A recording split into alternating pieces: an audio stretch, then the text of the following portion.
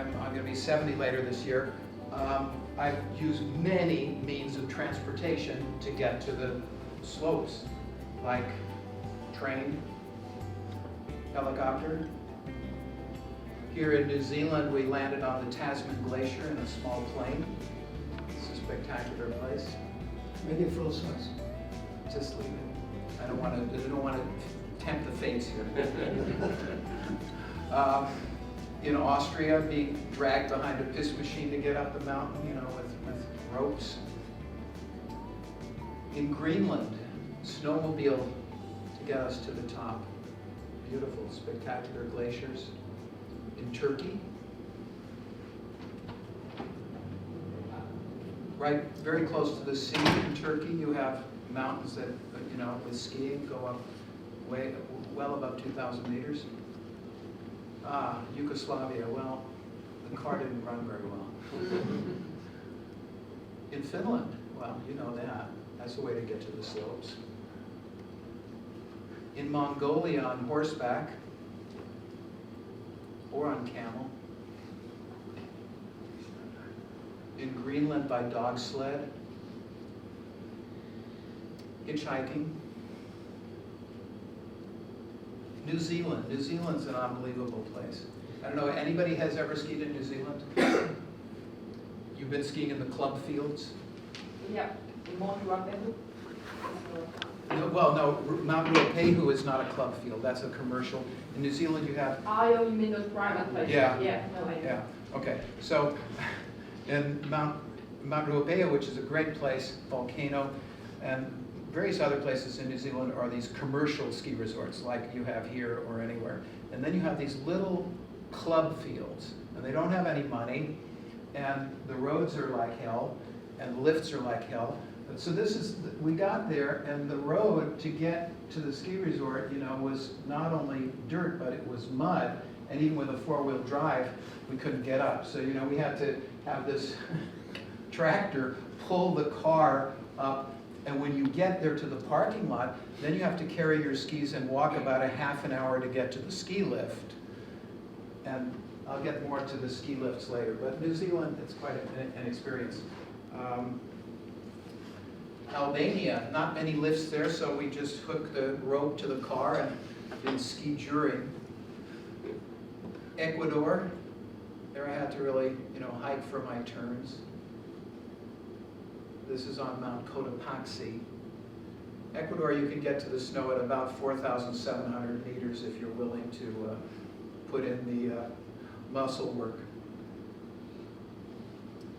Along the way, I get some very cool ski lifts, interesting, different kind of lifts. It's, our sport gets sometimes homogenized nowadays when every place, or not every place, but in our well-to-do societies, we have, 4, 6, 8-seat Doppelmayr heated butts and everything, and bubble to keep you warm, and gondolas for 10 people. So it's fun to go to some of the places where skiing is still the way it used to be when I was a kid, and the way it used to maybe when some of you were kids, where it was just a pastime for people to get together and have fun. It was not an industry yet, okay? And you have places here in Finland that are like that still. I mean, I enjoyed very much in Pallas, beautiful, no snow making machines, real snow, traditional lodge where everybody who's there is going to meet one another and get to know each other in the restaurant and the bar after skiing. Great. This is in former Yugoslavia and Slovakia. I'm not sure that umbrella is going to protect them from the snowstorm if it gets bad weather. And this side-winding umbrella lift, they didn't do very much maintenance there on the lift towers. This nice little contraption was in Romania, very close to Dracula's palace. Little 2-seat gondola. God, you remember those? And what about this? Speaking of a no-seat, I don't know if anybody's ridden on one of these, but they used to have quite a few of these in Italy. And even in Ora, the first time I was in Ora in the 70s, they had one of these. It's really, it's quite difficult because it keeps moving as, you know, and you have to like run and kind of get into it as it's moving, and then the lift operator, he hands you or tries to hand you the skis, he usually hits you on the head, and then you have the same trouble getting back out. This is great. A combination T-bar and single chairlift from Argentina.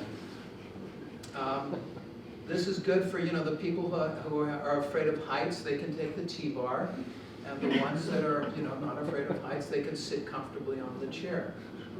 This is what happens when you don't have much money and they buy an old T-bar from like Romania and an old single chair from God knows where, you know, maybe Yugoslavia, and then they put them together and they mix and match and take the parts that still work. This is a scary lift.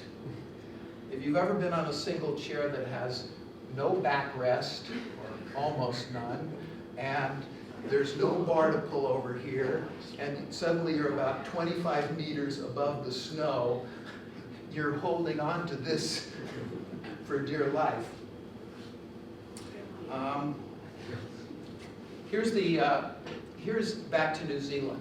So this is a rope tow, as you can see. Now all of us, at some time in our life, we were on rope tows. You know, as little kids, everybody uses a little rope tow. It takes you about 100 meters, and it's got a little plastic handle nowadays. You put it here, or maybe you hold it like that. It goes real slow and easy, and you come back down. But in New Zealand, at these club fields, they have rope tows that take you like 500 vertical meters, you know, like 3 kilometers up the mountain. And for that to work, it's, I mean, you can't, this rope goes really fast. So the first thing you have to do, they sell you an extra glove to put on top of your glove, because otherwise, zzz, you know, you'll have a hole in your glove. So this extra glove protects your glove. And so now you're not quite ready, because then when you pay for your lift pass, they give you a big wide belt like this. And on the belt is a metal chain and something which they call a nutcracker, because it looks like a nutcracker. And now you have to learn to, you grab this rope, which is going really fast like this, and then in 3 seconds approximately, maybe 2.7, you have to do a little flip motion with this nutcracker so that it will flip over the rope, let go of this hand, clamp down on the nutcracker so that the nutcracker takes hold of the rope, okay? And then away you go, maybe. The problem is that first this little flip motion is not so easy, and if you don't do it in 3 seconds, you hit the first metal pulley wheel. So you can't be holding onto the rope anymore, because in your hand will be hamburger meat. So you have to let go within 3 seconds, or you're in bad trouble. If you do manage to get far enough that you let go of the rope and you clamp down and you're riding up, and now you think, oh, it took me like 10 times, and now I think, okay, I'm going to get to ski in about 10 minutes when this gets to the top. But you get a little nervous when it's coming close to the pulley wheel anyway, because it's pretty close, and that's sharp metal. And you start to lean a little bit like this. And the next thing you know, the rope falls off the pulley wheel, and now you're down here. And you still have like 2 kilometers to go. And most likely it will fall off the next pulley wheel, and now you're down here. So it's a real, you have to be passionate to ski in New Zealand. But again, this is what the books are about. They're about passion, and they're about seeing and experiencing different kinds of experiences in different countries, some more primitive, some it's the people that you meet that are interesting, it's the culture around the skiing. The books are not just about skiing. They're mostly about skiing, but there's a lot about other interesting things to see in these countries when you go. So I'm gonna go. Do I still have a few minutes? You guys, I'm gonna show you, one or two of the countries that I really enjoy, or have enjoyed. So we're gonna go to Kyrgyzstan. Kyrgyzstan is featured in my first book.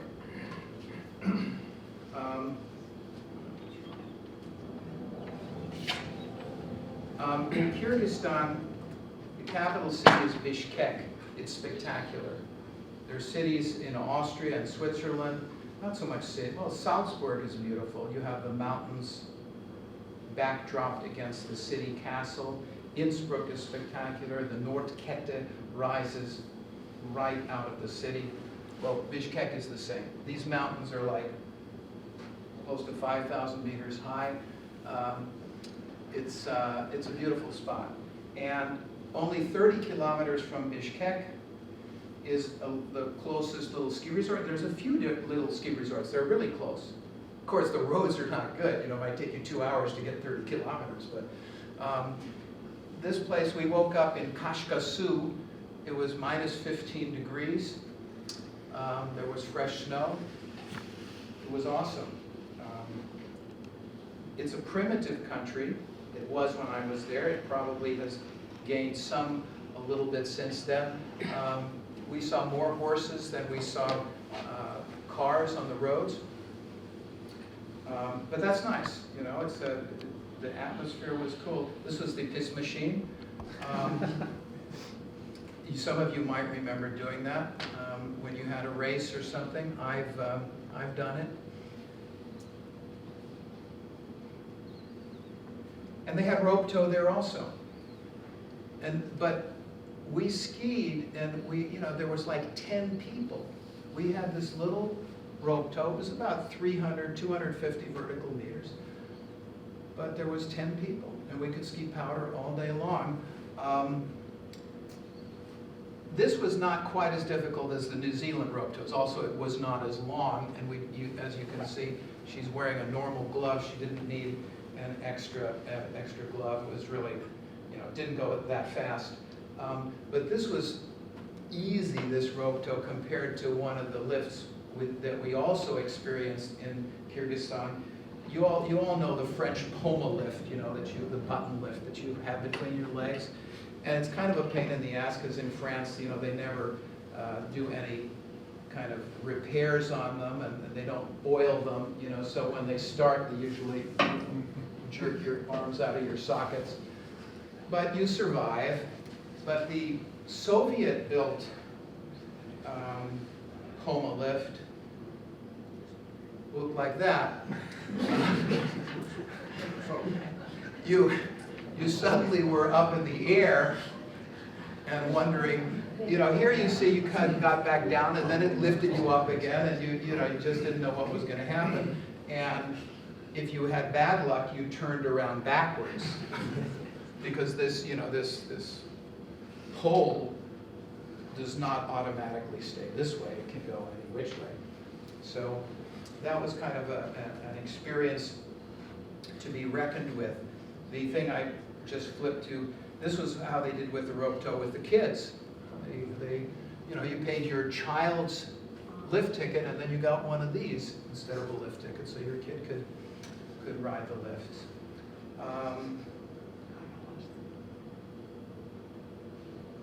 The powder was amazing. As I say, sharing this with 10 people, we just had fresh lines all day long.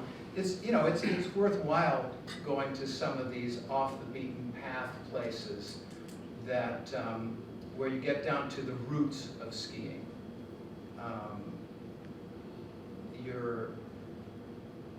There's so many suggestions and ideas in the book. I've been very lucky. I've spent my 30 years of my life producing these 2 books.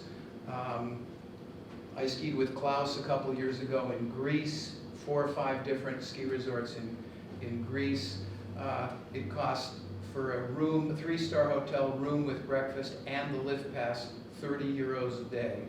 And I'm not talking about back in 1973. 2 years ago. It was like, yeah, 2 or 3 years ago. So, An army ski center. yeah, yeah. Maybe I'll show you a little bit about Greece here, since we're on the subject. Here's Greece, and this is, of course, where you can mix culture. It's a cheap trip. You mix culture with skiing on the same trip. Here's the famous Acropolis in Athens. You might not do this on the same trip. This is Corfu. Here we are. This is a place we stopped and stayed overnight, Klaus and I. You see we're on the sea. The snow is in the background on the mountains. This is actually on the border with Macedonia. We skied down into Macedonia and then hiked back out. Interestingly enough, Macedonia and Greece, of course, are not on friendly terms.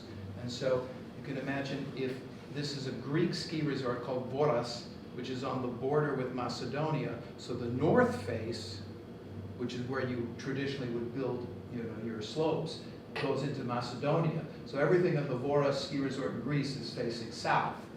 So for us to get the best powder, we ski down into Macedonia, then we put our skins on and hike back up. We're asking directions here. This little woman helped us out.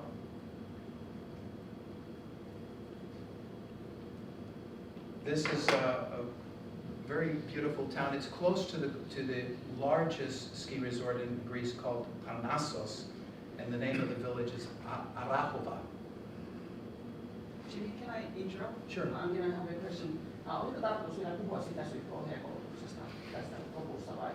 Meillä oli nimittäin lennokoite aina päällä. Se siirrettiin pois sieltä kokouksen agendasta.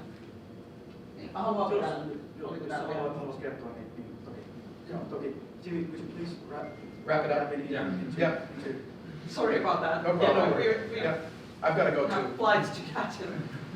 No problem. But it's very intriguing. Just by the book, you can get all the whole rest of it. I got the clue. Shorin jäsenistö, tämä on tarjousiltainen tuolla osastolla, Rukan osaston vieressä siellä on semmoinen pieni soppi, jossa on muutama ajatuoli ja sieltä löytyy kirjaa. Jos kiinnostaa ja saa tilata myös webistä. Sitten tulee lisää. I'm going to exceed my flight restrictions with that book, so I'm going to have to order online. Yeah, you can do that. I've got some visit cards, so you can take this, take that with, and then you can buy it online. So this is one of the ski resorts that we visit called Venuhi. The lifts are old double chair lifts, but the skiing is nice. The scenery. This is called the Little Switzerland of Greece, this Venuhi area, and you see it. It certainly could be Switzerland. If I hadn't told you it was Greece, I'm sure it would have taken you 20 guesses and you would not have guessed Greece. This is Klaus skiing in Venuhi. Here's an amazing place. If you do get to Greece, go to Meteora. Meteora is one of the most astounding places I've seen in my life. They built, in the 14th century, they built these monasteries. There's like a dozen monasteries up on the cliffs like this. In the background, again, beautiful mountains with skiing, so you can do it on the way to the Vasilitsa. Here's, again, Meteora. And there you see how it's unbelievable. I mean, here's a monastery that they built in the 14th century. I mean, how did they do it? And in Vasilitsa, this is right nearby. You have beautiful skiing. You have these gorgeous trees, rucola trees, and they hang, the branches hang down to the snow, and you can kind of ski the trees. Okay, we'll leave it at that. Thank you for your attention. There's 73 other countries in here to read about. You're very welcome to, if you want to buy something now, you can do so. Otherwise, I'm downstairs. We have a little area near one of the stages, and come down and visit. I'm happy to sign books for you. Whatever we have bags down there. You can for the books as well. Are you at the levy next week? Yeah, I'll be in Levy next week for the World Cup. I don't have to say that now because they left. I also have CD of the 6 TV shows we did that were on Finnish TV some years ago. Actually, there's 7 TV shows. I have a music CD from our father and son band, and my very interesting novel. This is a novel with music and photos. I've never seen a novel with music and photos. It's sort of a multimedia novel, a little bit philosophical. I will read you, as a final thing, it has a lot of quotes also combined with the novel from well-known people.